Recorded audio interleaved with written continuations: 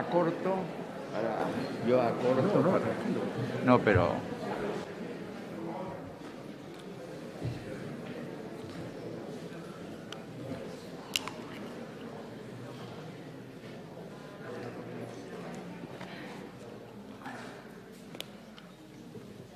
Empieza.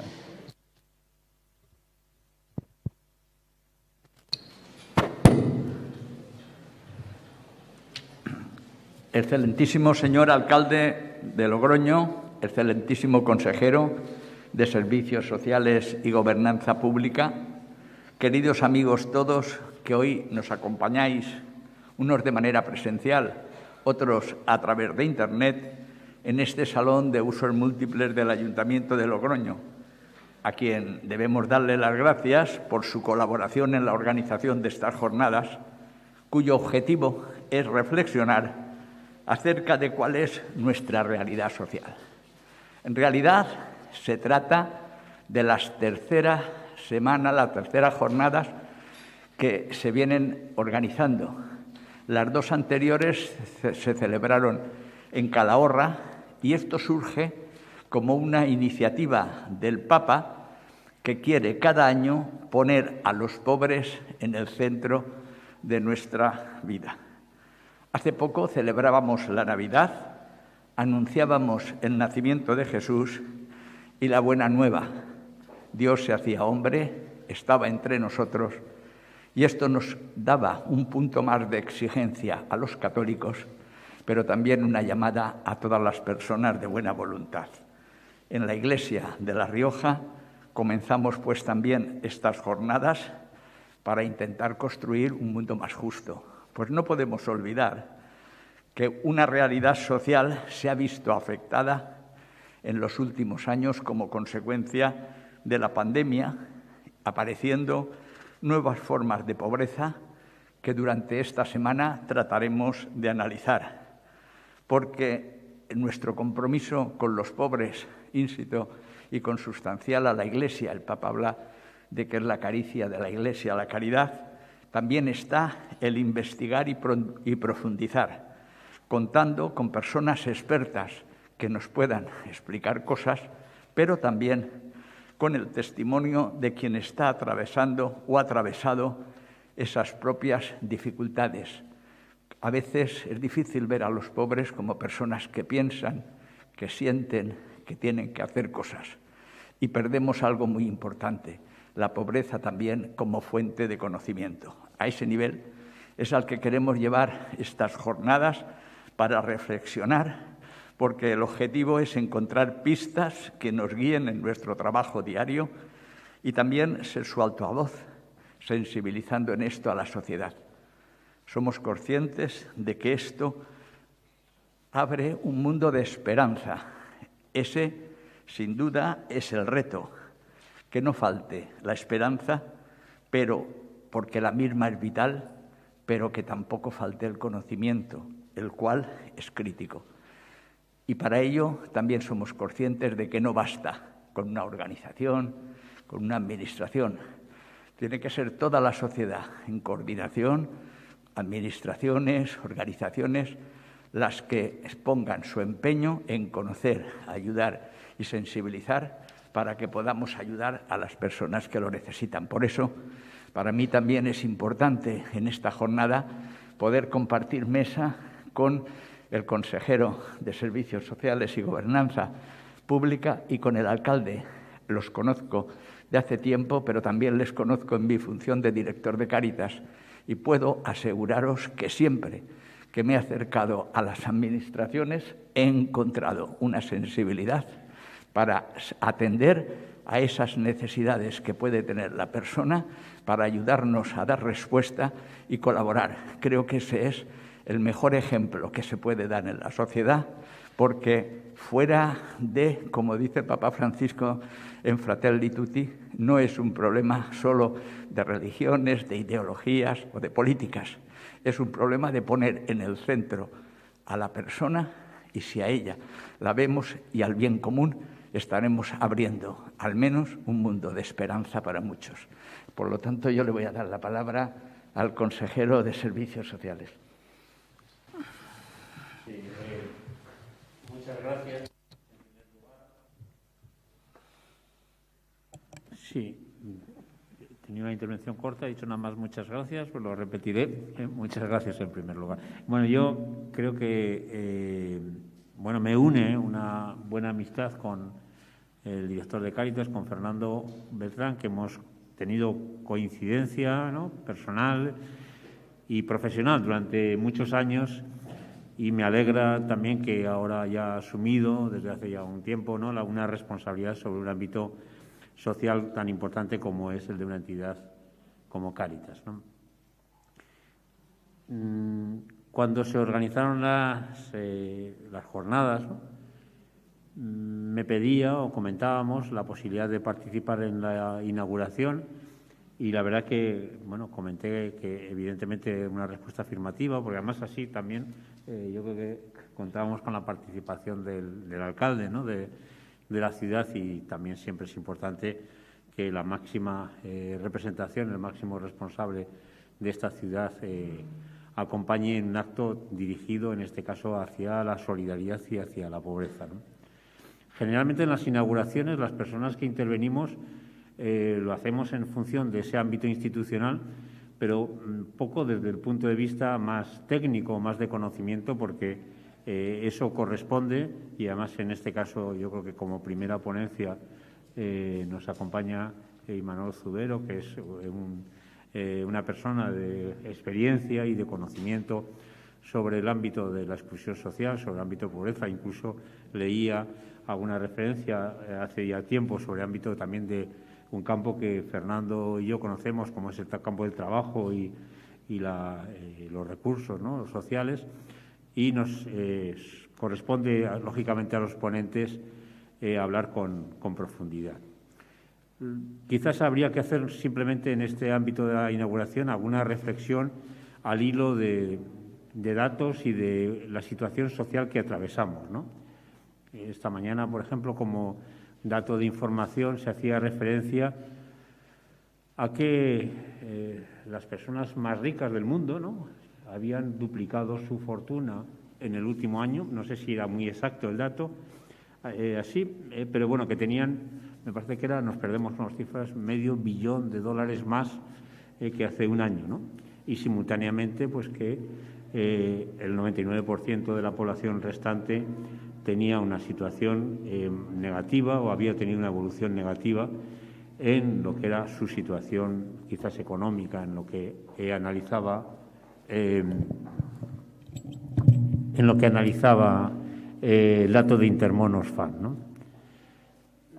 Está unido posiblemente, ¿no?, la pobreza, la exclusión social, a aspectos del propio sistema, ¿no?, estructurales, ¿no?, de la propia situación o el ámbito económico en el que nos movemos. Pero sí que es cierto que es muy importante el análisis técnico para poder después, a aquellas personas que estamos temporalmente de responsables en las administraciones públicas, en los distintos ámbitos de las instituciones, en este caso del Ayuntamiento de Logroño, en el caso mío de la comunidad o del Gobierno de La Rioja, podamos dar una respuesta lo más adecuada o más eficaz o más eficiente a un problema que también en el último año y medio se ha incrementado, ¿no? Como a raíz del inicio de la pandemia observamos como la crisis actual es una crisis sanitaria, es una crisis económica, pero también es una crisis social, ¿no? Y ha hecho que las cifras se incrementen en cuanto a personas con pobreza tanto moderada como con pobreza severa en las distintas comunidades o en el Estado, y en concreto, lógicamente también, o en ese sentido también, en La Rioja, ¿no? A veces los datos son difíciles de metabolizar, ¿no?, de asimilar, y nos reflejan una realidad que nos resulta un poco distante. Por eso me parecía importante, he leído el programa, en el programa se hacía una referencia inicial a ponerse en el lugar de las personas excluidas, ¿no? Y la solidaridad consiste en eso, ¿no? Consiste en que todos y cada uno de nosotros, todos y cada uno de los que aquí participáis en estas jornadas, podamos trasladarnos a la posición de una persona sin recursos, sin recursos económicos, con problemas en distintas áreas, y podamos intentar comprender mejor lo que es la situación de pobreza en la que esta sociedad, que es una sociedad relativamente desarrollada, tiene a uno de cada cinco personas, ¿no? Ha cambiado también, ¿no?, la pobreza, y eso quizás sea un objeto de examen de lo que son estas jornadas, ¿no? Comentábamos con unas personas organizadoras de este acto de lo que es la modificación de la pobreza. Hay cosas que son positivas, que apenas quizás percibimos, pero sí que se han cambiado de forma favorable, ¿no? Por ejemplo, sin duda hay bolsas de pobreza en personas mayores, pero el éxito de la seguridad social, del sistema de la seguridad social, ha permitido también dar una respuesta a personas mayores que hace décadas que tenían una situación de dificultad, ¿no? Pero simultáneamente a eso estamos viendo cómo hay familias, especialmente familias monoparentales, que tienen dificultades porque la conciliación familiar y la laboral es complicada, y sobre todo mujeres, en un 80% de esas familias que están compuestas por mujeres, pues tienen problemas para esa conciliación y tienen dificultades para ello. Está el responsable de Cocina Económica. Esta mañana comentábamos un poco la situación de esas nuevas caras de la pobreza, que son también niños o cada vez son personas más jóvenes. A mí me parece también es muy grave, ¿no?, la situación en salud mental. Con la pandemia salía la referencia, ¿no?, de la preocupación en este ámbito. Sin duda son situaciones nuevas sobre las cuales tenemos que intentar dar respuesta, ¿no? No quisiera yo alargarme, sino simplemente agradecer, ¿no?, la invitación para estar en la inauguración, esperar y desear que las aportaciones de los distintos ponentes puedan permitir avanzar no solo a los que aquí participáis en estas jornadas, sino también a nosotros mismos, a los responsables de las administraciones, para dar una respuesta más efectiva y que entre todos podamos contribuir a que nuestra sociedad sea una sociedad más justa, donde posiblemente en el futuro tengamos que revisar un modelo de contrato social que ha estado vigente durante los últimos 2 siglos, pero que es necesario quizás reexaminar ante las nuevas situaciones que se están planteando en nuestra sociedad. Sin más, yo le paso la palabra. Sí, bueno, Fernando, me parece que le pasa la palabra al alcalde. Quizás es más correcto. Alcalde. Bueno, buenas tardes a todos, a todas. Es un placer estar aquí con Fernando Beltrán, director de Cáritas en La Rioja, con el consejero de Servicios Sociales, con Pablo Rubio, y con todos ustedes, que entiendo que tienen esa preocupación y esa sensibilidad por tener la mirada dirigida a quien más sufre, a quien más padece, a quien peor lo está pasando. Las crisis siempre afectan a los más pobres, a los que no tienen voz, ni fuerza para alzarla, ni espacios para, a veces, sentirse representados. Y esta crisis de la COVID no ha sido ajeno a eso. Afecta sobre todo a colectivos como las mujeres o colectivos muy vulnerables, muy frágiles. Todos hemos sentido en cierta medida la fragilidad y la vulnerabilidad, pero ellos muchísimo más. Ante eso se puede reaccionar de muchas maneras. Ya vimos cómo se reaccionó hace algunos años ante la crisis financiera y ya vemos cómo se ha reaccionado ahora. En todo es poco. Los ERTEs, el ingreso mínimo vital, el reforzamiento de la dependencia, el intento de cuidar los servicios públicos, todo es poco. En las corporaciones locales, con el incremento importante de presupuesto en servicios sociales y desarrollo comunitario, con el refuerzo del personal que lo ha dado todo en servicios sociales, trabajadores sociales, educadores sociales, psicólogos, con una coordinación intensa con el tercer sector tan denso en La Rioja, y agradezco especialmente a Cáritas, a Cocina Económica, a Banco de Alimentos, a Teléfono de la Esperanza, a todas y cada una de las organizaciones que se han preocupado por mirar al otro, al que menos tiene, en una ciudad que se caracteriza por la fraternidad como un elemento esencial y constitutivo de nuestra esencia y de nuestra ciudadanía. Ayudada en los tiempos de pandemia por esa solidaridad comunitaria de vecinos que querían poner todo su trabajo, su esfuerzo, su empeño en ayudar a llevar las medicinas a su vecino, darle una conversación agradable, ayudarle en las tareas, y eso se organizó desde aquí también con el esfuerzo del concejal Iván Reinares y de todos nosotros para que ese enfoque comunitario muy desarrollado y muy denso en barrios como Madre de Dios o San José permeara en toda la ciudad. Somos una ciudad que yo creo que ha sabido resistir y aguantar. Estas jornadas nos deben hacer reflexionar y pensar sobre todos esos elementos que todavía nos faltan, porque hay mucha gente que, como digo, no aparece, no tiene voz, es invisible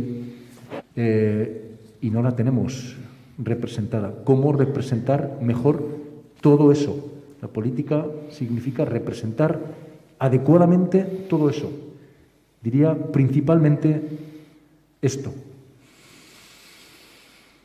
Hay mucha gente que durante mucho espacio de su vida, en el voluntariado, en las conversaciones diarias, en su quehacer, entiende que somos seres interdependientes. Entiende esa fraternidad como una fraternidad activa, en acción, permanentemente en acción. Entiende la caridad como algo que nos fortalece y nos hace esencialmente humanos.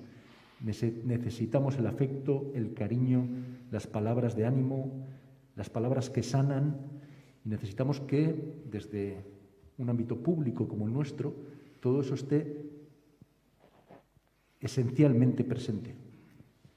Muchas veces se habla de libertad. La libertad sin fraternidad es una libertad coja y a veces errada. Cuando uno lee las encíclicas del Papa Francisco y repasa la doctrina social de la Iglesia, entiende de lo que estamos hablando con intensidad.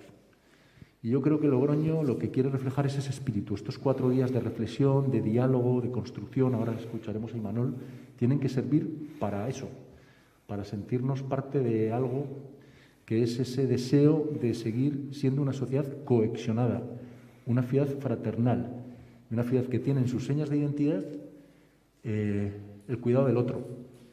Una ciudad que cuida es una ciudad que se preocupa, por supuesto, como se ha dicho, de la soledad, de la salud mental, de la gente que menos tiene. De eso es de lo que estamos hablando. Y de que determinados elementos de pobreza, lo ha dicho sutilmente el consejero, ¿no? Esos trabajos precarios que no llega para pagar la hipoteca el fin de mes, se mejoren, que el salario mínimo interprofesional se eleve, que la dignidad de trabajo sea puesta en evidencia, que las mujeres que trabajan ayuda a domicilio puedan tener un trabajo cada vez más y mejor remunerado, etcétera, etcétera, etcétera. Creo que en esto estamos. Sé que muchas veces la realidad es dura, correosa, no avanzamos tanto como quisiéramos, pero les puedo asegurar que en estos 2 años y medio este equipo del Ayuntamiento de Logroño está haciendo todo el esfuerzo para aumentar el presupuesto en servicios sociales, aumentar los recursos en servicios sociales, estar atento a esa coordinación intensa con todo el esfuerzo que se hace desde la sociedad civil, desde el tercer sector y ayudando y desarrollando ese enfoque comunitario que nos sirve para pensar y dialogar y hacer presente y representar bien a quien menos tiene, al más frágil, al más vulnerable, al que, como digo, muchas veces no se le escucha. Y lo ha dicho el consejero, el problema además es que la dinámica económica lleva a que los ricos sean aún más ricos. La gente pobre a veces no puede escapar de las situaciones de pobreza porque no tiene los recursos educativos, los recursos sociales, los recursos de apoyo para salir de ese espacio. Depende de todos nosotros. Yo les agradezco porque veo muchas caras de gente que está día a día entregando su vida por hacer de esto posible. Así que, bueno, estas jornadas, estos 4 días creo que nos van a servir para coger aún más fuerza, para pensar más y mejor y para ponernos aún deberes más exigentes de los que en estos momentos estamos dándonos. Así que muchas gracias a Cáritas, a Fernando, muchas gracias al Gobierno de La Rioja y espero, Imanol y todos los ponentes que participen, que ya digo, estas jornadas puedan ser lo más interesantes y lo más fructíferas, sin lugar a dudas lo serán. Muchas gracias.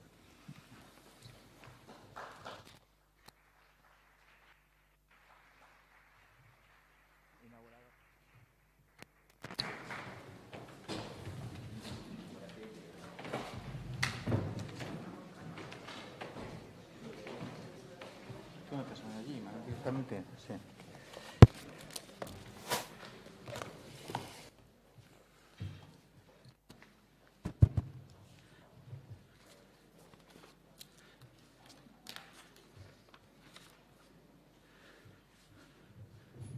Bueno, buenas tardes a todas y a todos. Como nos acaban de exponer esta inauguración, pretendemos a través de estas jornadas hacer una reflexión sobre pues, el mundo de la pobreza y de la exclusión, pero sobre todo queremos que estas sean unas jornadas de auténtica sensibilización y de remover nuestras conciencias para algunos continuar con el compromiso, algunos y a otros a animar al compromiso. Para esta primera charla hablamos de una sociedad que sigue descartando y tomando las palabras del Papa Francisco, que nos hablaba ya hace años de una cultura que vivíamos inmersos en una cultura del descarte. Era una provocación, porque es decirnos, cuando se habla de cultura de descarte, hay algunos que son descartados y otros que descartan. Y nadie es ajeno al lugar donde está. Y era una provocación, y también con esta charla, pues de alguna manera, pues queremos provocar como os digo, la concienciación en todos nosotros. Para ello hemos invitado a Imanol Zubero, que por muchos y muchas es ya conocido, y que, pues como nos ha dicho también el consejero, pues si miramos un poco en los datos en Internet, pues descubrimos que es doctor en Sociología y profesor titular de la Universidad del País Vasco. Una persona que tiene diferentes publicaciones de análisis social, del mundo del trabajo y político, y sobre todo, que para nosotros es muy importante, es alguien que no solamente ha estado en la cátedra, sino también ha estado involucrado en numerosos movimientos sociales a favor de los derechos de la ciudadanía. También colabora con el equipo FOESA en la elaboración del informe FOESA y coordinando siempre alguno de los equipos de sociólogos. Pues no me voy a extender más porque creo que a lo que nos interesa sobre todo es escucharle a él, no a mí, y por eso pues le doy la palabra a Imanol Zubero. Espero que de verdad remueva nuestras conciencias y seamos capaces de descubrir, de analizar mejor esta sociedad en la que vivimos, una sociedad que creemos sigue descartando a las personas. Bueno, pues buenas tardes a todas y a todos y muchas gracias por la invitación. Y tengo que decir, y lo digo sinceramente, que siempre me cuesta mucho presentarme ante personas que asisten a una convocatoria en la que se van a tratar temas como los que nos convocan en estas jornadas, porque me da la impresión de que yo vengo a hacer lo fácil, que es decir algunas cosas ante personas que normalmente hacen lo difícil, que es estar haciendo esas cosas, ¿no? A veces incluso sin saber que lo están haciendo, pero lo están haciendo, ¿no? Y me cuesta mucho, a pesar de que llevo muchos años, ya tengo 60 años, llevo prácticamente 40 o 40 y tantos en estas cosas, me sigue costando mucho, lo veo con mucho respeto. Pero es que hoy lo empiezo incluso hasta con emoción, porque os digo la verdad, nunca me había encontrado en una situación como esta en la que haya tanta sintonía entre autoridades institucionales de una ciudad y de una comunidad autónoma con el motivo que nos convoca. Mientras estaba escuchando tanto al señor consejero como al señor alcalde, yo decía, es que casi ya yo abriría ya un diálogo y empezaría entraría en harina, ¿no? Porque lo digo de verdad, lo digo sinceramente, ¿no? Me daban ganas, yo recordaba aquello que dijo Kennedy la primera vez que visitó Berlín, que dijo, yo soy berlinés, pues yo me gustaría decir, yo soy logroñés, ¿no? Porque de verdad que me siento, no sé, muy cómodo, muy en casa, muy bien en en este entorno. Agradezco un montón la acogida, la invitación y, desde luego, agradezco mucho también las palabras que he escuchado, porque son palabras que sintonizan muy bien con lo que yo también siento y quiero decir. Cuando Juanan me envió el programa, me di cuenta de que no habíamos hablado nada del contenido que se suponía que yo tenía que trasladar aquí, con lo cual me entró una especie de vértigo, porque por una parte dije, pues una de dos, o es que creen que soy una especie como de... Mi abuela decía el León Salvador, que debía ser una persona que iba vendiendo por la calle y que hablaba mucho y tal y cual, no sé, en vez de sociólogo, como si fuera todólogo, ¿no? Y luego vi el título, seguimos siendo una cultura, seguimos descartando, dije, jolín, pues vaya título, ¿no? O sea, como para alegrar un poco la tarde, ¿no?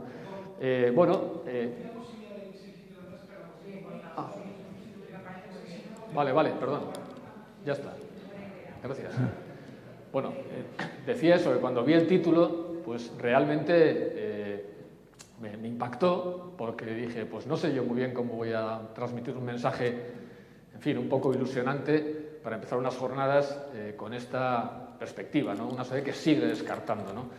Es verdad que es una expresión, esta del descarte, que es muy potente y que nos es muy familiar, porque, como también se ha dicho en la presentación, es un concepto que ha utilizado en muchas ocasiones el Papa Francisco, ¿no? Justamente hace apenas en 2 años, el 30 de enero del 2020, con ocasión de una asamblea plenaria de la Congregación para la Doctrina de la Fe, el Papa decía esto, ¿no? Decía, una sociedad merece la calificación de civil si desarrolla anticuerpos contra la cultura del descarte.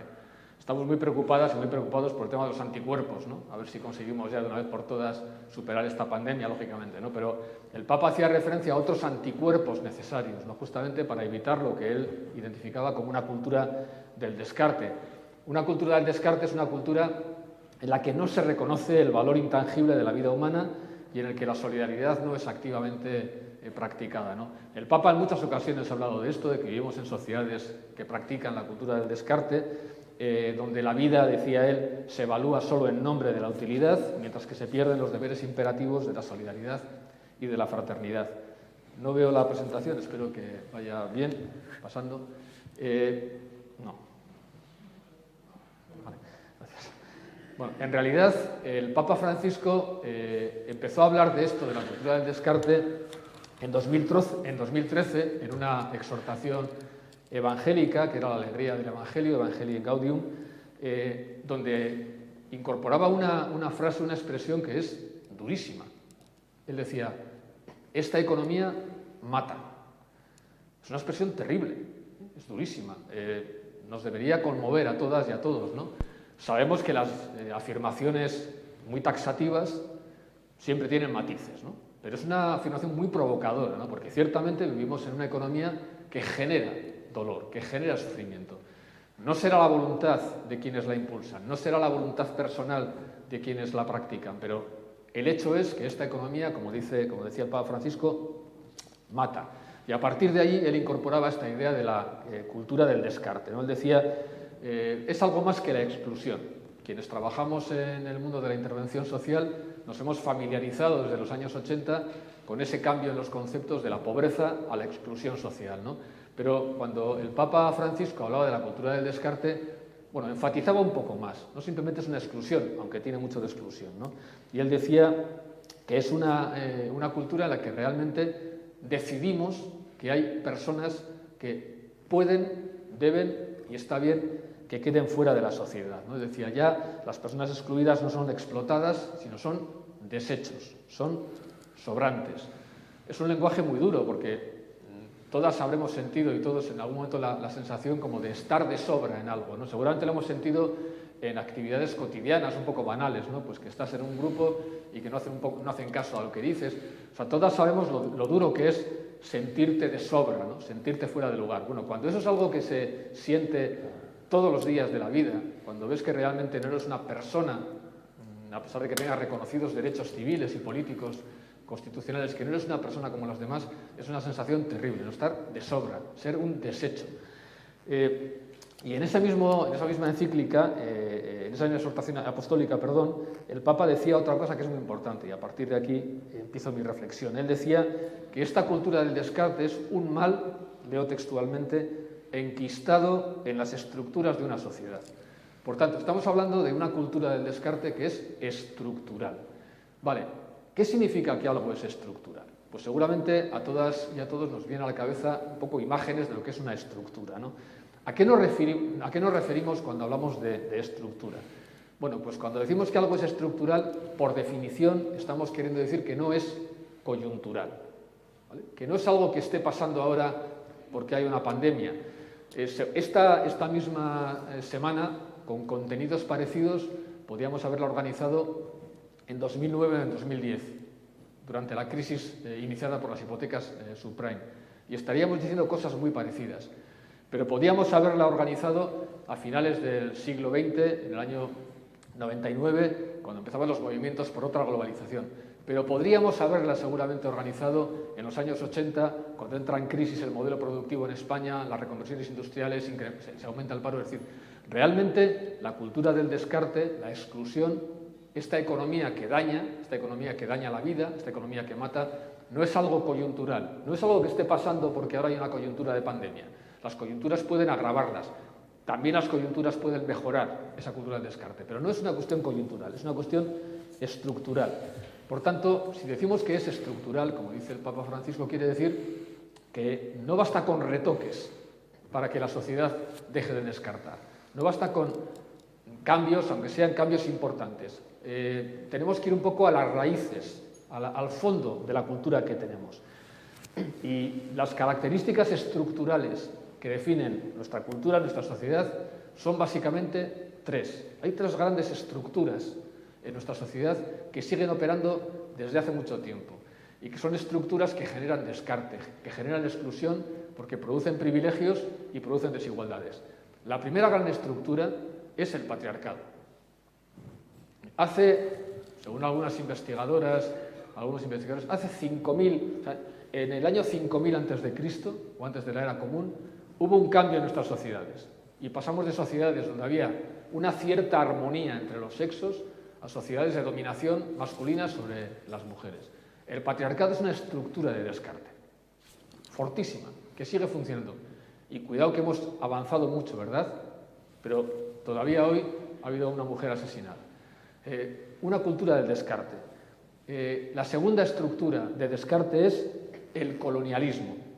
A partir del siglo de los viajes de descubrimiento, de España hacia América, lo que luego va a ser América, de Portugal hacia África, de Italia hacia Asia, bueno, se produce una relación entre culturas, entre sociedades, entre civilizaciones, en las que unas se imponen sobre otras y unas se aprovechan sobre otras.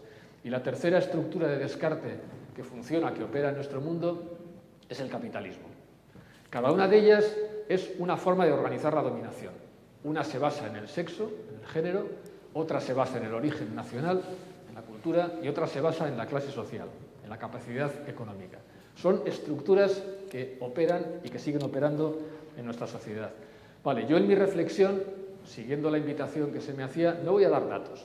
Ya se han dado algunos datos. Quien quiera datos puede consultar el informe de Oxfam que se ha hecho público hoy mismo, puede consultar los informes de FOESA, de Cáritas, que son abundantísimos. Yo me voy a fijar más en los elementos más estructurales, como digo, de esta cultura del descarte. Y decir que la cultura del descarte es una cultura estructural, pues entronca con algo que las personas que trabajan, que trabajamos en el mundo de la exclusión social, pues conocemos bien. Hace unos años, en 2007, un equipo de investigadoras e investigadores, pues de los más reconocidos en España sobre los temas de exclusión social, pues Begoña Pérez Eransus, Miguel Laparra, Joan Subirats, Víctor Renes, de Cáritas, muy de la casa, Pérez Ciruela, hicieron un trabajo colectivo intentando llegar a un acuerdo, a un concepto consensuado de lo que es la exclusión social. Lo publicaron en la revista española del Tercer Sector y en ese artículo decían una cosa que es muy importante. Decían que vivimos en sociedades exclusógenas. Claro, ¿qué quiere decir que nuestra sociedad es exclusógena? Pues es como cuando decimos que, que un producto es cancerígeno. Lo que estamos diciendo es que ese producto puede provocar cáncer. Bueno, pues nuestra sociedad puede provocar exclusión. No provoca exclusión cuando funciona mal, provoca exclusión incluso cuando funciona bien. Y esto nos lleva a una reflexión que, desde la perspectiva de las personas que trabajamos en Cáritas o en su entorno, pues seguramente nos hace pensar mucho, ¿no? Estamos muy acostumbradas y muy acostumbrados, las personas que tenemos una vivencia religiosa católica, a hablar de los pecados individuales, ¿no? Reconocemos nuestros pecados y tal y cual. Pero hay un concepto muy importante en la teología que en España lo empezó a trabajar Marciano Vidal y que luego lo ha trabajado otra gente, que es el del pecado estructural. Vale, si vivimos en sociedades que estructuralmente descartan, si vivimos en sociedades exclusógenas, quiere decir que nuestra sociedad, en términos religiosos diríamos, es una sociedad que tiene un pecado estructural. ¿Vale? Hay una situación estructural de pecado. Hay algo que no funciona bien en términos humanos, pero que tampoco funciona bien en términos cristianos, en términos religiosos. ¿Y qué es lo que no funciona bien o qué provoca o qué es lo que provoca este mal funcionamiento de nuestra sociedad? Bueno, pues básicamente lo que está provocando es desasosiego, incertidumbre y miedo. Vivimos una realidad... Sí, ha cambiado. No. Ahora, vale.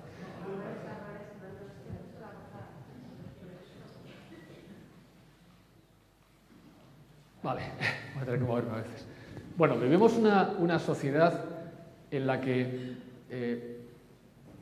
bueno, quienes estamos aquí, por lo que veo canas, veo calvas, también veo gente joven, seguramente somos personas que hemos vivido o que recordamos pues, lo que fueron los años 50, 60, 70 del siglo pasado, ¿no? Yo nací en el año 61 de una familia de panaderos de pueblo.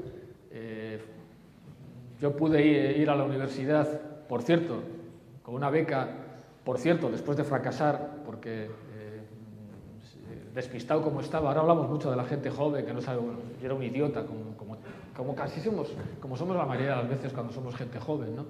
Y fui a estudiar de abogado economista, Deusto, fracasé en 2 semanas, luego hice sociología, bueno, perdí la beca, pero yo pude estudiar en buena parte porque soy pues de esa cola de los baby boom, pues nací en una época en la que efectivamente vivíamos una época de becas gordas y no de becas flacas como vivimos ahora, ¿no? Había muchas posibilidades para muchas cosas, ¿no? En la sociología política y en el trabajo social se suele decir que la época que va de los años 50 a los años 80 es lo que se llaman los 30 gloriosos. ¿Vale? Es la época brillante del estado de bienestar. Es la época en la que realmente, incluso en una sociedad con dictadura como es la española, empiezan a desarrollarse conquistas sociales, estructuras de bienestar social que permiten que la gente empiece a mirar con un poco de tranquilidad la vida. Bueno, básicamente a la salida de la Segunda Guerra Mundial nos encontramos con un mundo y con unas sociedades, sobre todo las sociedades más desarrolladas, pero no solo. Recordemos que lo que estaba pasando en Europa era que construíamos estados de bienestar, pero en el resto del mundo, por ejemplo, entraban en procesos de descolonización. Recordemos que en la Segunda Guerra Mundial pues entraron grandes imperios a luchar y cuando salieron de la guerra empezaron a descolonizarse. Bueno, era un mundo que estaba cambiando, era un mundo que básicamente lo que ofrecía era esperanza. Esperanza de que las cosas iban a mejorar, de que iban a cambiar, de que, pues como pensaban mis padres, ¿no? Mi madre y mi padre, de que yo iba a vivir mejor que ellos, no solo en términos materiales, porque mi hija, en términos materiales, vive mejor que yo, y es probable que viva mejor que yo, pero la incertidumbre que tiene ante el futuro, si puede decidir autonomizarse, independizarse o no, si emparejarse o no, si ser madre o no, eso yo no la tenía. Yo tenía una gran seguridad en el futuro, ¿vale? Bueno, hemos vivido durante unos años, y lo que aparece en esa pantalla quiere referirse a ello, hemos vivido una época en la que vivimos, bueno, pues quitándonos incertidumbres de encima, quitándonos miedo. El estado de bienestar básicamente ha sido eso. Yo no sé si han tenido la oportunidad de ver un documental, una película documental muy bonita, El espíritu del 45, de Ken Loach. Ken Loach es un cineasta británico que hace cine social. Además de películas, ha hecho este documental. Yo lo recomiendo mucho. Yo recomendaría hacer una sesión de cineforum con palomitas como en los viejos tiempos y ver este documental. Él cuenta justamente eso, cómo se construyó el moderno estado de bienestar en Gran Bretaña, que es un poco el modelo que luego hemos seguido en otros lugares, ¿no? Y el objetivo fundamental de ese estado de bienestar era, como se pone por ahí, era conseguir superar la necesidad desde la cuna hasta la tumba. Cuando hay necesidad no hay libertad. Entonces, el objetivo fundamental de las políticas sociales era que la gente consiguiéramos libertad. Se ha dicho muy bien en la presentación. La libertad sin igualdad, sin fraternidad, sin estabilidad, sin seguridad, es una falsa libertad. Es una libertad que solo pueden tener algunas. La libertad necesita algunas seguridades colectivas, ¿no? Básicamente lo que intentamos fue eso. Bueno, eso se rompió en los años 80. En los años 60 se rompió eso, vivimos en un mundo diferente, un mundo cada vez más privatizado, un mundo más individualista, un mundo en el que cada vez más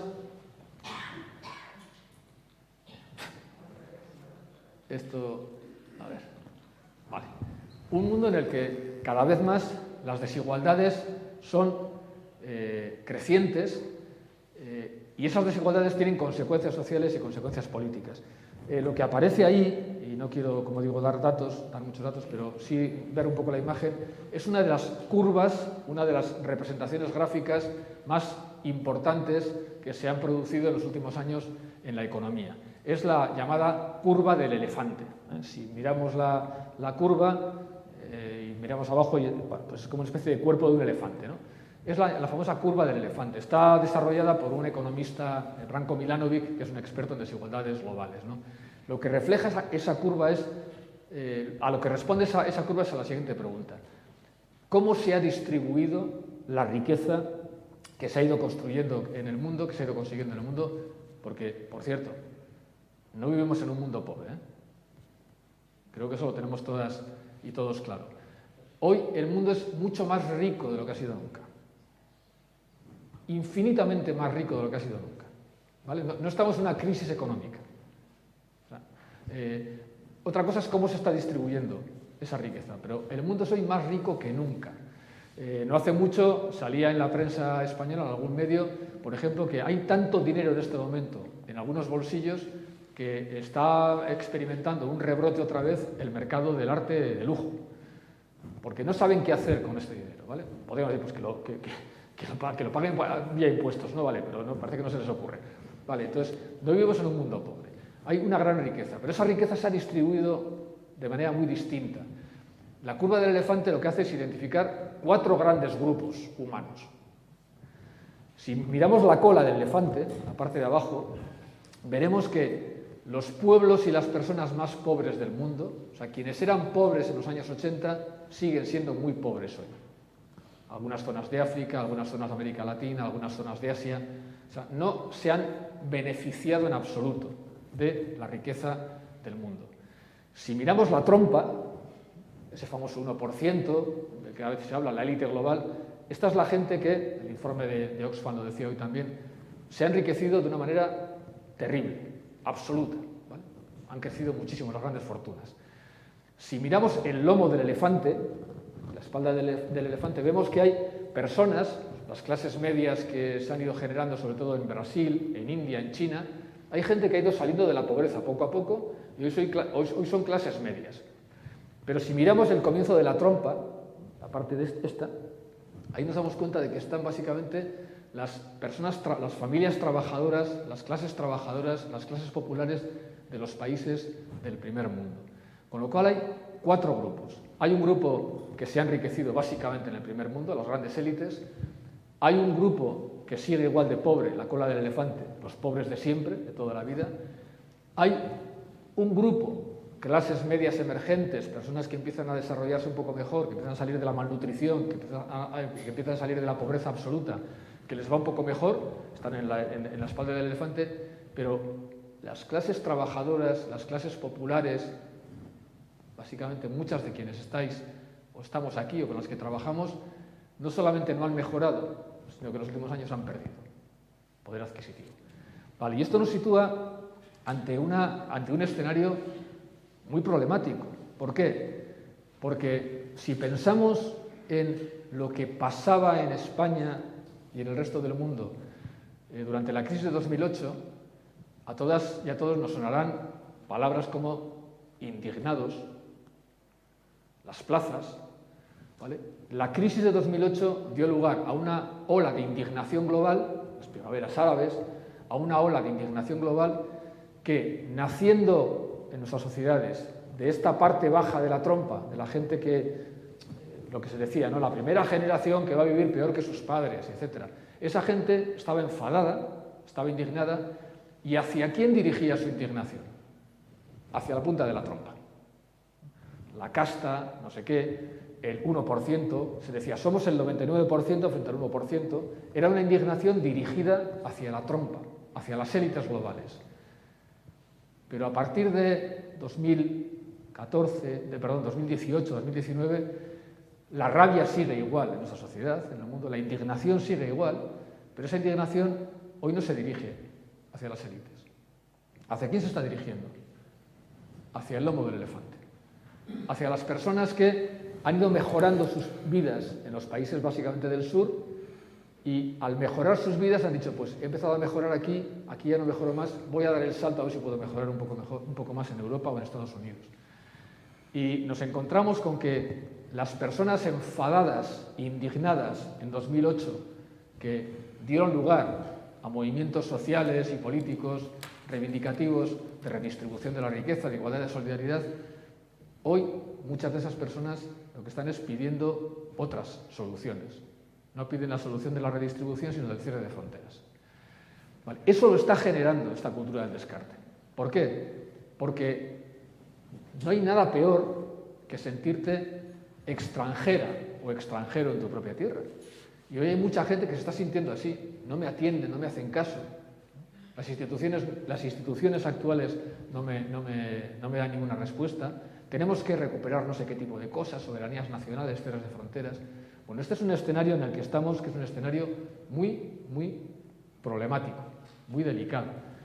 Si vemos lo que está pasando en el mundo, dentro de poco habrá elecciones en Portugal y hay un partido de extrema derecha fuerte que es probable que se coloque, que se sitúe muy bien en las próximas elecciones.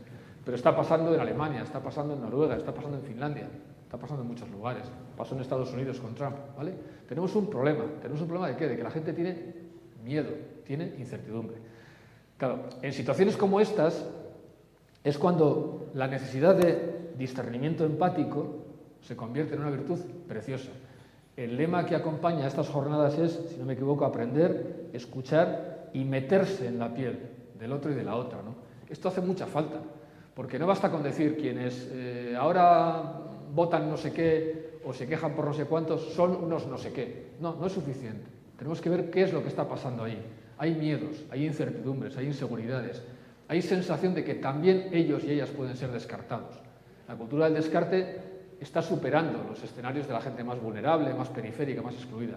Hoy hay mucha gente que hasta ahora ha vivido bien, ha vivido con expectativas de futuro, pero que empieza a tener miedo de ser descartadas también.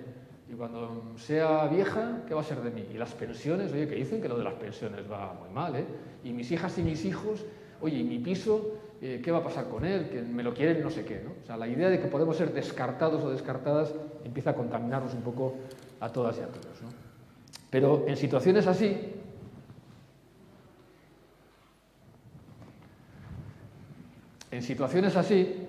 pues justamente lo más fácil es decir cómo estamos, qué mal está todo. Lo más difícil es decir, a pesar de todo, podemos hacer algo, aunque las cosas estén mal, ¿no? A mí me gusta mucho pensar que cuando Martin Luther King movilizó a tantísima gente en Estados Unidos en una coyuntura muy complicada en favor de los derechos civiles, no los movilizó diciendo, tengo una pesadilla. No, dijo, tengo un sueño. ¿Vale? Creo que es muy importante intentar ver cómo realmente, incluso en una situación tan complicada, donde hay una economía que mata, hay una cultura del descarte, podemos atrevernos, podemos animarnos a soñar. Es lógico sentir miedo,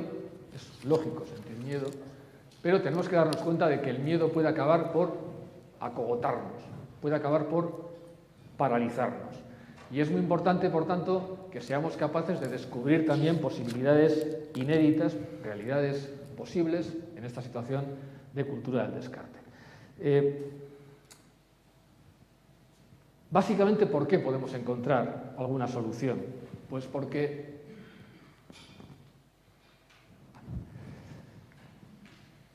aunque es verdad que estamos hablando de una situación estructural, y claro, lo estructural, en fin, impone mucho, ¿no? O sea, cualquiera se pone a cambiar las estructuras, ¿no? Las estructuras son eso, son estructuras, ¿no? Realmente es una cosa muy compleja, muy lejana aparentemente, a veces muy invisible. Claro, el patriarcado, bueno, igual no lo vemos, pero lo experimentamos, sobre todo lo experimentan muchas compañeras y muchas mujeres, ¿no? El capitalismo, tal, son estructuras, pero realmente las estructuras nos condicionan. Cuando a veces se dice ese eslogan de otro mundo es posible, no quiere decir que cualquier otro mundo sea posible. Las posibilidades son siempre posibilidades a partir de lo que tenemos. Tenemos que partir de donde estamos. Lo otro es pues pura proyección utópica, que está muy bien, pero que sirve para poco, ¿no? Pero decir que otro mundo es posible quiere decir que no cualquier otro mundo es posible. Las posibilidades habrá que construirlas a partir del mundo en el que estamos. Seguramente otro mundo posible hubiera sido diferente si lo empezamos a construir en los años 80 o en los años 60. Bueno, empezamos a construirlo desde donde estamos, ¿no? Pero decir que otro mundo es posible quiere decir que este mundo no es inevitable y que las estructuras no son inevitables. En sociología funcionamos con una lógica que es muy sencilla de decir y de entender, aunque cuando lo decimos la primera vez en clase, cuando se lo digo la primera vez a mis alumnas y alumnos, pues a veces como que se sorprende, ¿no? Y se refleja un poco en ese gráfico que os he puesto ahí, ¿no? A ver, ¿qué es una sociedad? ¿Qué es una estructura? ¿Qué es una institución? Pues básicamente un grupo de personas que hacen cosas juntas. ¿Y qué es una persona? Pues una persona es alguien que se construye en una sociedad. Es decir, no hay personas sin sociedad y no hay sociedad sin personas. Eso es como una especie del huevo y la gallina, ¿no? ¿Qué fue primero, la persona o la sociedad? Pues no lo sé. Pero no hay personas sin sociedad, pero no hay sociedades sin personas. Las personas construimos las sociedades, aunque es verdad que las sociedades nos construyen también a las personas, ¿no? Bueno, personas construidas en sociedades exclusógenas, pues puede que tengamos algunas características también que nos llevan a ser excluyentes muchas veces, ¿no? Pero no estamos determinadas por ello. Podemos construir nuestra sociedad, ¿no? Y a veces no nos damos cuenta de lo fácil que sería de construir algunas grandes estructuras. Lo fácil que sería hacerlo, ¿no? Cuando yo estudiaba sociología en el año 80 en la Universidad de Deusto, cuando yo estaba muy comprometido con el movimiento antimilitarista, insumiso, etcétera, y con Gesto por la Paz, de los movimientos contra el terrorismo de ETA, y hicimos una pintada debajo del puente de Deusto que decía: ¿te imaginas que hay una guerra y no vamos nadie? Y un profesor que lo vio nos dijo: pues si hay una guerra y no vais nadie, ganarán los rusos. Y digo, bueno, se trata de que tampoco vayan los rusos, ¿no? Porque, o sea, habrá que poner los rusos igual también. Vale. O sea, ¿te imaginas que hay una guerra y no vamos nadie? O sea, ¿te imaginas que hay una charla de Cáritas y no vamos nadie? Pues no hay charla, ¿no? O sea, ya sé que esto puede parecer muy ingenuo, ¿no? Pero no lo sé. Los problemas de la precarización en este momento del empleo, ligada pues a esas dinámicas culturales que hemos cogido de voy a llamar para que me traigan no sé qué, una persona en bicicleta, hace un año, durante la Filomena y la gente estaba con nieve, pues salían noticias, ¿no? De que había gente que llamaba, bueno, oye, que me traigan una pizza a casa, y estaba nevando un montón. Y dices, ¿te estás puesto a pensar un poco en las condiciones de trabajo? Bueno, supongamos que nos pusiéramos como objetivo, que no digo que tenga que ser así, ¿no? Acabar con esas formas de trabajo precario, ¿no? Es facilísimo. O sea, basta con no llamar. Claro, que no lo haga nadie, ¿no? O sea, realmente para que las estructuras funcionen, lo que hace falta es que colaboremos con ellas, que participemos con ellas. Y para que no funcione, lo que hace falta es dejar de participar en ellas, ¿no? Entonces, tenemos mucha capacidad de agencia. O sea, aunque estemos hablando de cuestiones estructurales, tenemos mucha capacidad de agencia. Podemos hacer y podemos no hacer. Podemos consentir y podemos desobedecer. Podemos colaborar y podemos no colaborar. Tenemos mucha más capacidad de agencia de la que pensamos, ¿no? Bueno, pues a partir de ahí yo creo que es muy importante que nos demos cuenta de que desde esa capacidad de agencia pues hay un objetivo fundamental que tenemos que perseguir y sobre todo que tenemos que perseguir las personas que, como muchas de las que estáis aquí, pues trabajáis o trabajamos como voluntarias, como activistas o como profesionales en el campo de la exclusión o en el campo de la lucha contra la exclusión, ¿no? Y es combatir el miedo, del que hemos hablado hasta ahora, incorporando e introduciendo esperanza en nuestra sociedad. Boaventura de Sousa Santos es un sociólogo portugués muy interesante, que él ha desarrollado una especie como de ecuación, ¿no? Él dice que básicamente las expectativas de futuro de las personas y de las sociedades son el resultado de una especie como de ecuación en el que hay un numerador y un denominador, ¿no? Es la ecuación entre la esperanza y el miedo. Todas las personas y todas las sociedades vivimos un poco pues con esperanzas y con miedos, ¿no? O sea, ¿quién no tiene algún miedo en la vida? Pues mira, yo el otro día me hice por primera vez una analítica. Igual me la tenía que haber hecho antes, nunca me había hecho. En mis 60 años me hago una analítica. Pero ahora estoy un poco así pensando en, como se suele decir, a ver si me encuentran algo, ¿no? O sea, como si no nos la hicieran, entonces ya, como no nos han dicho nada, bueno, ¿quién no tiene miedos? Pues qué será de nuestras hijas, qué será no sé cuántos, tal. Pero tenemos esperanzas, ¿no? Entonces, nuestra vida es una especie como de ecuación entre esperanza y miedo, ¿no? Y Boaventura de Sousa Santos dice que las expectativas de futuro son luminosas, son posibles, cuando evidentemente la esperanza predomina sobre el miedo. Cuando el miedo predomina sobre la esperanza, las expectativas de futuro se oscurecen, ¿no? Y él cree que vivimos en un mundo, él dice que vivimos en un mundo, y creo que tiene bastante razón, en la que cada vez más nos encontramos con personas para las que el miedo supera a la esperanza. Hay gente que tiene más miedo que esperanza. Hay grupos sociales que tienen más miedo que esperanza.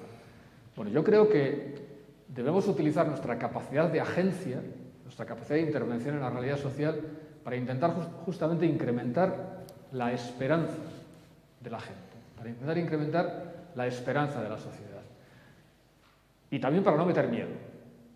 O sea, creo que es muy importante que frente a tantos discursos del miedo, tantos discursos catastrofistas, seamos capaces de hacer discursos realistas, que vean ciertamente las cosas que no funcionan bien, pero que sean discursos que den esperanza, que den buena esperanza, no que den mala esperanza, que den una esperanza sin contenido. ¿Y por qué es importante incrementar la esperanza? Pues primero, para evitar justamente el incremento del miedo, y segundo, porque la esperanza es performativa, la esperanza es animadora, la esperanza es movilizadora. El miedo es movilizador, tal vez, en una mala dirección. Decía el poeta vasco Gabriel Celaya que la poesía es un arma cargada de futuro. Y a continuación decía, un arma cargada de futuro expansivo. La esperanza es expansiva, el miedo es regresivo. El miedo nos lleva a cerrarnos, al cierre de fronteras, al cierre de mentalidades, al cierre de puertas, al cierre de las casas, al cierre de la hospitalidad. Entonces tenemos que incrementar la esperanza para disminuir el miedo, eso en primer lugar. Y tenemos que incrementar la esperanza por sí misma, porque la esperanza es performativa. Cuando miramos el mundo con esperanza, empezamos a ver cosas que no veíamos antes. Y esto de la mirada es muy importante.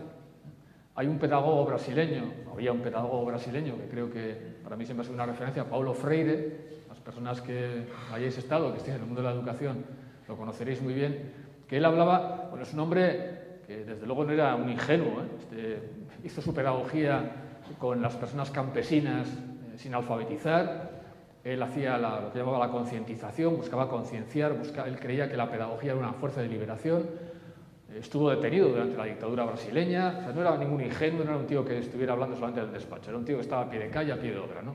Pero él decía que cuando miramos la realidad, además de ver los elementos oscuros, tenemos que ser capaces también de descubrir lo que él llamaba los inéditos viables. No hay ninguna realidad, por más negativa que sea, que no tenga alguna posibilidad de salida. Cuando hacemos análisis de realidad, además de ver las cosas oscuras, tenemos que ver también las cosas posibles, las posibilidades. Esto cada vez más creo que lo descubrimos cuando leemos sobre todo a autoras, a mujeres. No sé qué nos pasa a los tíos. O sea, no sé qué nos pasa a los varones, a los hombres muchas veces, pero me da la impresión de que somos particularmente cenizos cuando hacemos análisis de la realidad. O sea, particularmente negativos. A mí cada vez me cuesta más encontrar autores que me transmitan un buen diagnóstico de la realidad, o sea, un diagnóstico crítico, y al mismo tiempo me digan, mira, y esto podemos remontarlo por aquí. Me cuesta cada vez más. Me cuesta cada vez menos cuando trabajo obras de autores. Una, por ejemplo, reciente, actual, que recomiendo mucho a quienes estéis por acá, es Rebecca Solnit. Rebecca Solnit es una autora norteamericana maravillosa, que, por ejemplo, uno de sus libros publicados en castellano recientemente, lo está publicando todos ahora la editorial Capitán Swing, es El paraíso que nace en el infierno.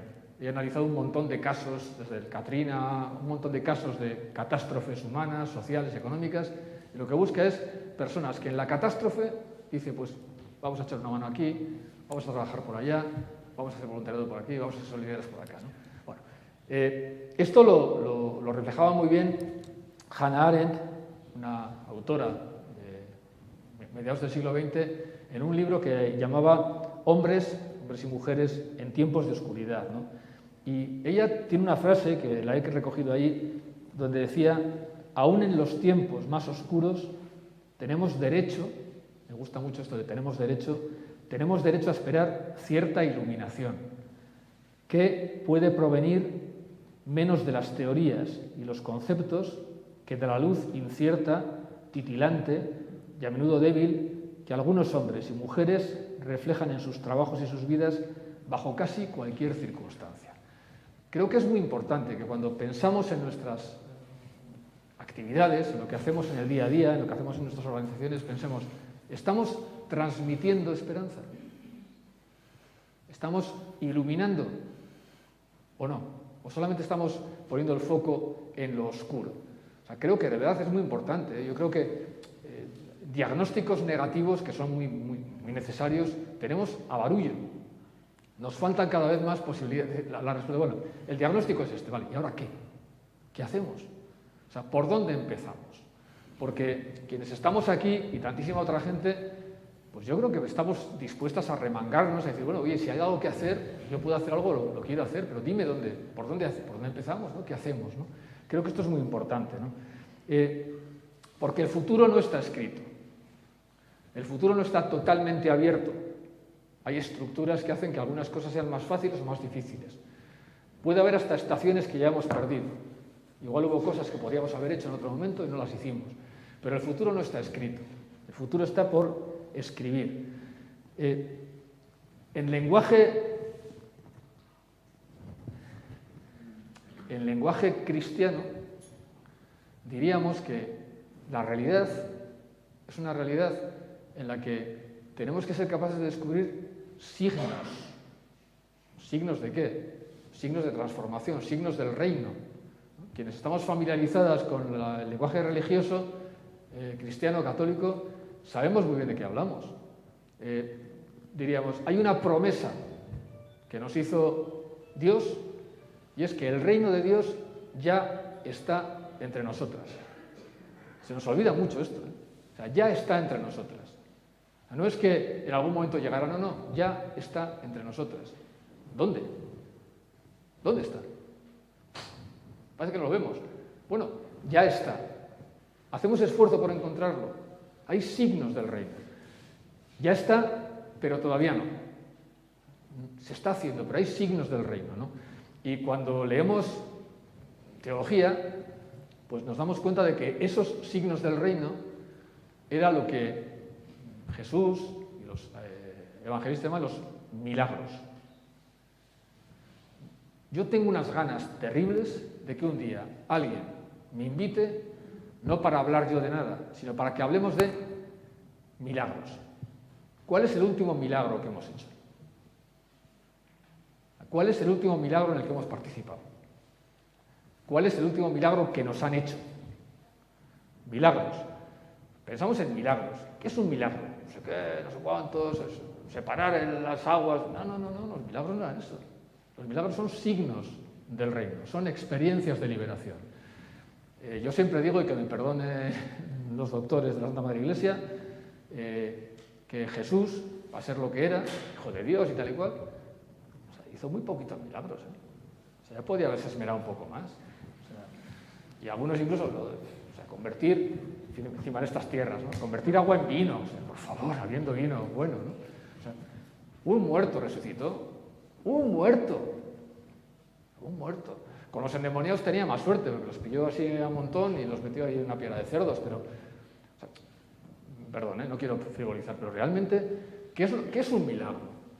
Un milagro es decir, si la gente está descartada y no tiene que estarlo, oye, ¿podemos hacer que alguien descartado deje de estarlo? Alguien, aunque solo sea una persona. A ver, Zubero, has empezado de estructuras... Y ahora dices que es una persona, o sea, de verdad, eres un reformista, eres un no sé qué, eres un blando. A veces nos olvida la importancia que tiene, primero, para esa persona, o sea, porque a veces decimos, bueno, hasta que no consigamos todo, nada, seguro. Y luego la importancia que tiene el conseguir algo. O sea, cuando empezamos con algo, cuando vemos que algo podemos cambiar, eso nos anima a cambiar más cosas, ¿no? Hay una frase del Talmud judío, que igual habremos escuchado, por ejemplo, en la película La lista de Schindler, es una frase que se repite al final, que se dice, quien salva una vida, salva al mundo entero.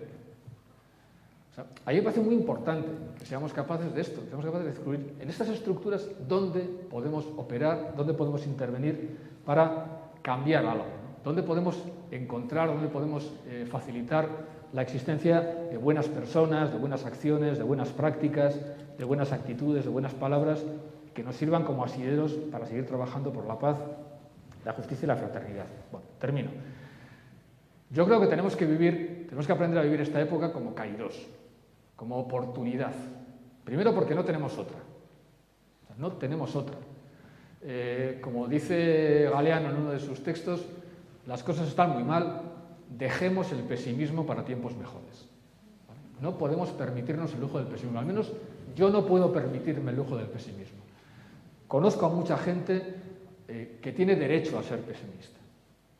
Conozco a mucha gente que tiene derecho a tener miedo, a vivir en la incertidumbre, a estar paralizada por el pánico del futuro. Conozco a mucha gente y jamás las voy a juzgar. Pero yo no tengo derecho a ser pesimista. Yo tengo la obligación de encontrar inéditos viables, posibilidades de transformación de la realidad. Hay un poeta francés católico, Charles Péguy, que escribió un poema que era pues muy bonito, sobre la fe y tal, pero sobre todo tenía una estrofa que es una de esas cosas que me la intento aplicar, aunque evidentemente con poco éxito muchas veces, ¿no? Pero él decía, la esperanza no marcha sola, no camina por sí misma, depende de nosotras y nosotros que la esperanza no mienta en el mundo. Yo creo que es una encomienda que tenemos todas las personas que queremos ser activistas por la humanidad y por la solidaridad, y particularmente las personas creyentes, que tenemos que, como se dice en una de las cartas de Pablo, tenemos que dar razones de nuestra esperanza. Depende de nosotras que la esperanza no mienta en el mundo. Depende de nosotras que la gente no sienta tanto miedo con las consecuencias tan terribles que tiene, ¿no? Vale, ¿y cómo podemos conseguir, y termino, perdón, combatir este miedo? Bueno, pues hay un antropólogo francés, Marc Auger, que dice que vivimos en una verdadera madeja de miedo, y él propone una fórmula para resistir a esa madeja de miedos. La leo tal cual para no enrollarme. Dice, tener miedo de la historia no tiene hoy ni más ni menos sentido que ayer. Pero lo que está en juego es claro. Si no conseguimos vivirla todos juntos, si excluimos, si descartamos de ella a una parte de la humanidad, no podremos dominarla y nos hundiremos en la violencia junto a aquellos a los que habremos excluido. Por lo tanto, hay un solo imperativo: oponernos, cada una y cada uno poniendo su granito de arena, en la medida de sus medios, pacientemente, día tras día, predicando con el ejemplo, oponernos a la gigantesca dislocación de las fuerzas sociales que acompaña la globalización de la economía. Empezábamos con el Papa Francisco y terminamos con él, en el buen sentido de la palabra. Con ocasión del 50 aniversario de la fundación del Secretariado por la Justicia Social y la Ecología de la Compañía de Jesús, en noviembre del 19, él hizo una propuesta que era la siguiente. Él decía: compartan su esperanza allá donde se encuentren para alentar, consolar, confortar y reanimar. Abran futuro, susciten posibilidades, generen alternativas, ayuden a pensar y actuar de un modo diverso, cuiden su relación diaria con el Cristo resucitado y glorioso y sean obreras y obreros de la caridad y sembradoras y sembradores de la esperanza. Bueno, yo creo que este es el mensaje que nos llega, esta es la idea que tenemos que plantear. Vivimos en sociedades de descarte, pero no nos quedemos en eso, veamos la manera de poder confrontar con esas sociedades de descarte, y eso solamente lo podemos hacer si compartimos los miedos, las angustias de las personas con las que vivimos y si somos obreras y obreros de la caridad y sembradoras y sembradores de esperanza. No digo nada que no sepamos, no digo nada que no estemos haciendo, simplemente digo que quiero hacerlo también con vosotras y con vosotros. Pues muchas gracias.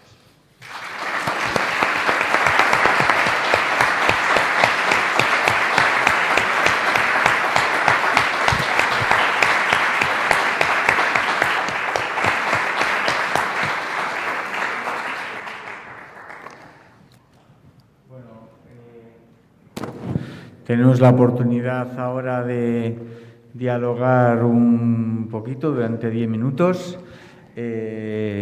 Seguramente, como os decía, no nos habrá dejado pues esta ponencia indiferentes y nos habrá provocado pues muchas preguntas, también reflexiones. Ahora es el momento de participar. Sí que os pediría que, si vais a trasladar preguntas, que no sean nuevas ponencias, sino preguntas al ponente. Por ahí hay un micrófono, levantéis la mano si alguien quiere participar. Por allí había una señora, creo, y allí y José Antonio.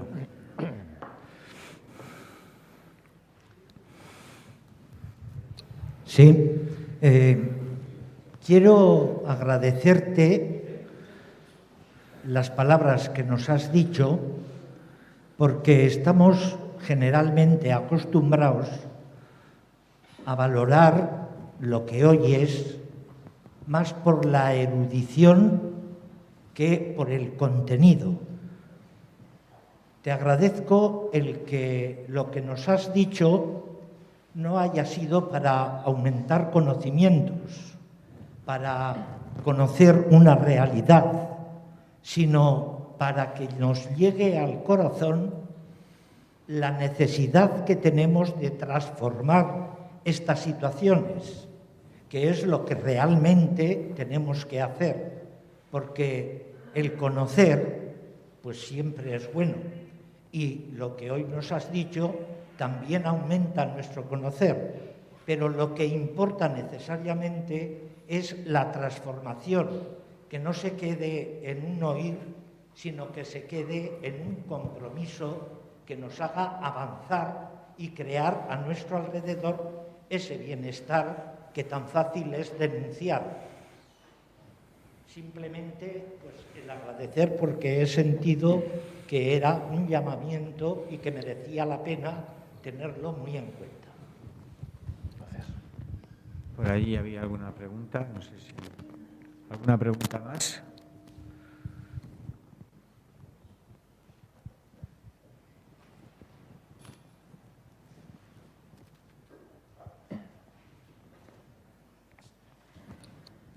No se anima nadie.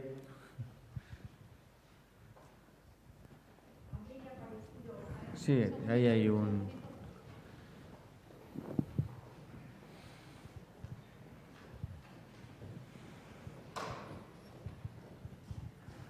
Gracias. Buenas noches. Gracias también al ponente y a los organizadores. A mí me ha parecido muy interesante todo el barrido que has expuesto sobre el miedo y la esperanza, porque el miedo es una realidad que se está aposentando muchísimo a nuestro alrededor y la esperanza, que creo que tenemos muchos, posiblemente la estamos haciendo en solitario. Por eso voy simplemente a decir lo que estoy leyendo ahí. Compartan su esperanza. Porque el ser obreros de la caridad y sembradores de esperanza, creo que obreros de la caridad, los que vamos detrás de Jesús y los que nos decimos que creemos, estamos intentándolo, haciéndolo.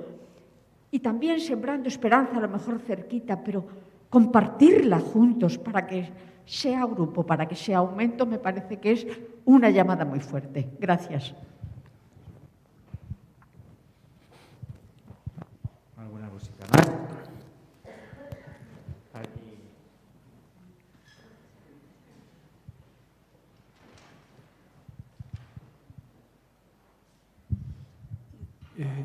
Otro de los grandes estudiosos de la desigualdad, Milanovic, es Piketty, mucho más cercano ahora, más conocido y tal.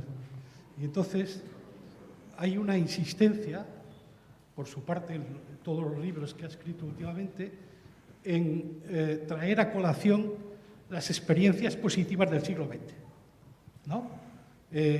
¿Cómo se da esperanza? Hay una fórmula, es que socialmente se han hecho cosas muy positivas a lo largo de la historia, con las luchas sociales, con los cambios, con la creación del estado de bienestar. ¿Cómo fue posible todos esos acontecimientos? ¿Cómo fueron posibles? ¿Y qué permitió generarlos? Por ejemplo, imponerles a las grandes fortunas un 90% de sus ganancias anuales, ¿no? Ese tipo de cosas que se están... Entonces, a mí esa fórmula me parece muy sólida, me parece muy poderosa, porque yo creo que la gente necesita conocer que las cosas que hace dan resultados. Ya sean pequeños, como los que apuntas, pero ya sean grandes también. Porque en el siglo XX hemos conocido algunos fenómenos de cambio social muy importantes y de cambio mundial, ¿no? Entonces, yo insistir en esa línea me parece una buena vía de promover esperanza.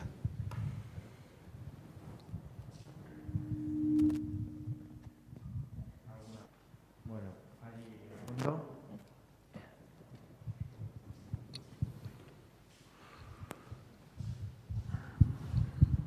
Sí, muchas gracias por tu intervención. A mí, sin embargo, lo que señalas creo que pone de manifiesto una contradicción entre lo estructural y la dimensión social y global de los cambios y esta apelación a la esperanza que la formulas de alguna manera desde un territorio muy individual.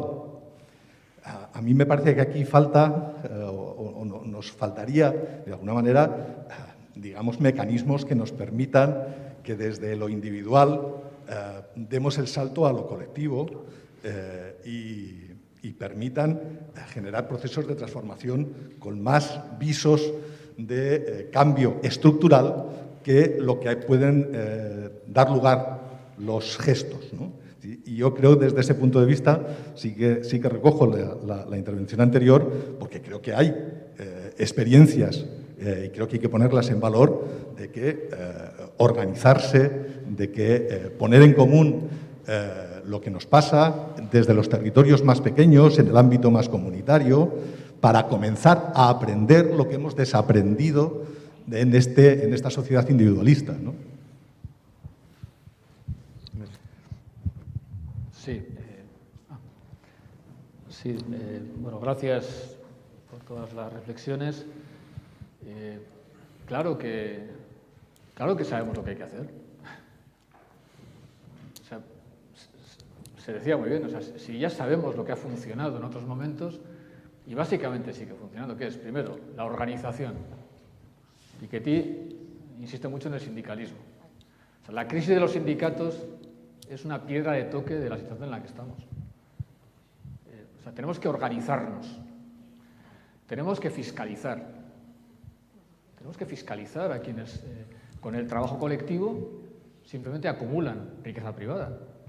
Vivimos en un mundo donde hay más riqueza que nunca, pero es una riqueza privada y hay menos riqueza pública. Hay que fiscalizar y hay que redistribuir. Tenemos que regular políticamente. El Estado sigue siendo un elemento fundamental. O sea, si realmente ya sabemos lo que hay que hacer. Pero si ahora preguntar aquí cuántas personas de las que estamos aquí estamos o hemos estado sindicalizadas, pues igual se levantan pocas manos. O sea, ¿sabemos lo que hay que hacer? Claro que sí. Y sabemos que hay que hacerlo colectivamente, faltaría más. O sea, todo eso ya lo sabemos. ¿Por qué no lo hacemos? ¿Por qué lo hacemos tan poco? Que lo hacemos también, ¿eh? Entonces, cuando se decía en una de las primeras intervenciones que no habíamos hablado tanto del saber, de los conocimientos, sino de actitudes, etcétera, pues yo estoy en esas. O sea, claro que podíamos hablar mucho de esto funciona aquí, y efectivamente, durante la Segunda Guerra Mundial, pues el 100% de los ingresos por encima de $100.000 eran grabados, o sea, perdón, los ingresos por encima de $100.000 eran grabados con el 100%, y ha coincidido que el estado de bienestar, los 30 eran los años en los que ha habido menos desigualdad, la desigualdad cayó, la fiscalidad aumentó y la productividad también aumentaba. Si ya sabemos lo que funciona y lo que no. Pero ¿por qué no lo hacemos? ¿Por qué nos cuesta tanto organizarnos? ¿Cuántas estamos militando en alguna fuerza política? ¿Cuántas estamos haciendo voluntariado? Aquí seguramente mucha más gente, pero preguntémoslo fuera. O sea, ¿qué es lo que nos falla? Y yo tengo una fórmula, que no sé si es generalizable, pero a mí me sirve. Para poder hacer, para llegar al hacer, al actuar, hay que pasar al menos 3 estadios. Primero hay que saber. Si no sabemos que algo funciona mal, no nos vamos a preocupar. Yo creo que sabemos lo suficiente. O sea, ¿de verdad el informe de Oxfam de hoy o los informes FOESA nos descubren algo significativamente diferente que no supiéramos? Nos darán algún dato más, pero o sea, hay que saber. Sabemos lo suficiente. Hay que querer. Si sabemos, pero no queremos comprometernos, pues no vale para nada el saber. Y hay que poder. Si sabemos y queremos, pero no podemos, somos impotentes, pues tampoco podremos hacer. Saber, querer, poder y hacer. ¿Dónde creo yo que está nuestro fallo en este momento? ¿En el saber? No. Sabemos de sobra. Y con esto tiro piedras sobre mi tejado. Porque yo el lunes empiezo a dar clase otra vez a gente que supuestamente no sabe. ¿En el poder? Pues tampoco. Podemos mucho. Es que podemos un montón. Podemos un montón, podemos dejar de consumir algunas cosas. En Bilbao abrieron hace poco una tienda de productos súper baratos, de los que, como yo digo a veces a mi propia hija, que a veces consume también allí, si revisas las costuras verás uñitas de niños. Había colas por toda la Gran Vía para ir. Si no hay nada más fácil que eso no funcione, es no ir. Es no ir. No necesitamos la mayoría de la gente ir ahí. No necesitamos consumir no sé qué. No necesitamos comprar por una empresa que nos trae un molinillo. El otro día me decía un amigo, he visto un molinillo de café y lo he comprado en una empresa X. Oye, al día siguiente lo tenía en casa. Digo, te habrá salvado la vida, ¿eh? Un molinillo de café. O sea, que no es insulina, tú. O sea, podemos un montón. Nos podemos organizar. Podemos acumular fuerzas. ¿Qué es lo que nos falla? Pues el querer. Las cosas del querer. O sea, esa emocionalidad, esa capacidad de vincularnos, esa capacidad de Entonces, por eso, claro que estoy totalmente de acuerdo en que ya sabemos, hay cosas que funcionan y cosas que no, por cierto. Hay cosas que no funcionan. O sea, el incremento terrible de la desigualdad que estamos viviendo, y como dice Piketty, estamos en niveles de desigualdad similares a los años 20 del siglo XX, ya sabemos lo que dio lugar, a 2 guerras mundiales. O sea, si ya sabemos lo que no funciona, sabemos lo que sí. No funciona la política de inmigración que estamos aplicando. Es inhumana y no funciona. Sabemos, podemos, nos falta el querer. Entonces, yo he querido fijarme en eso. Entonces, totalmente de acuerdo con todo lo que se ha dicho. Pero, de verdad, preguntémonos por qué con todo lo que sabemos y con todo lo que podemos nos cuesta tanto hacer lo que debemos. Y yo, sinceramente, creo que tenemos un problema con nuestra emocionalidad, con nuestra voluntad política, con nuestro sentimiento de capacidad, ¿sí?, con nuestros miedos al final y nuestras esperanzas. Y, bueno, un respeto a los gestos, lo digo en broma. Una de las actividades que para mí han sido más importantes en mi vida, junto a la sindical, la política y otras, ha sido lo de Gesto por la Paz. O sea, la primera vez que yo salí en mi pueblo para decir no a ETA, con una pancarta salimos 2 personas solo. O sea, los gestos son muy importantes. Si no se quedan solo en gestos, tienen que colectivizarse, ¿vale? Totalmente de acuerdo, pero insisto, yo hoy, no sé, mañana supongo que se hablaría más de datos, creo que no va a poder ser, pero se hablaría más de datos. Yo hoy no he querido hablar del saber ni del poder, yo hoy he querido hablar del querer. Bueno, pues muchas gracias a Imanol y a todos los que habéis acudido a nuestra convocatoria. Deciros, como ya ha anunciado un poco Imanol, mañana el COVID también ha entrado en nuestras jornadas y mañana el ponente nos ha llamado esta mañana que se había levantado pues con fiebre, etcétera, se ha hecho una PCR y efectivamente tenía COVID. No nos ha dado tiempo a generar y a buscar a otra persona. Hemos intentado, pero tampoco era posible. Queríamos también tener una persona que estuviese, pues bueno, que un poco a la altura de las jornadas que queremos hacer y no hemos podido de un día para otro, por supuesto. Como también nos han anunciado el director de Cáritas, Fernando, que estas no son, primero no son las primeras, pero tampoco son las últimas jornadas, pues tendremos más oportunidad de invitar a Juan Carlos Llano, que es el sociólogo de la Red Europea contra la Pobreza. Entonces, como os digo, mañana no tendremos la jornada prevista, sí el miércoles la mesa redonda de experiencias en la que nos preguntaremos si todas esas medidas que tenemos y para afrontar la exclusión de verdad ayudan a la inclusión, donde también contaremos con una persona con experiencia en pobreza. Muchas gracias a todos.